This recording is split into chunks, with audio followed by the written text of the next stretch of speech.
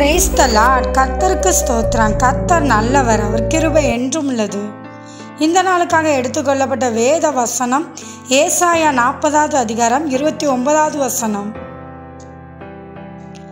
சோர்ந்து போகிறவனுக்கு அவர் பலன் கொடுத்து சத்துவம் இல்லாதவனுக்கு சத்துவத்தை பெருக பண்ணுகிறார்.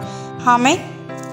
இதை பார்த்து கொண்டிருக்கிற பிரியமான சகோதர சகோதரிகளே, கர்த்தருடைய வார்த்தையை சொல்கிறது, சோர்ந்து போய் இருக்கிறவர்களுக்கு அவர் பலன் கொடுக்கிறாரா?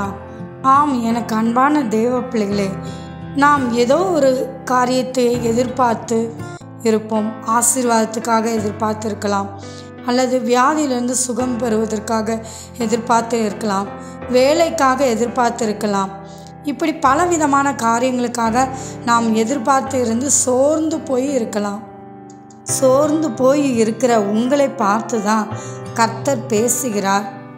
அவர் உங்களை அவருடைய வசனத்தை கொண்டு பலப்படுத்தி தைரியத்தை கொடுத்து, எந்த காரியத்தை குறித்து சோர்ந்து போய் இருக்கிறீர்களோ அதை கர்த்தர் உயிர்ப்பிப்பார், தருவார்.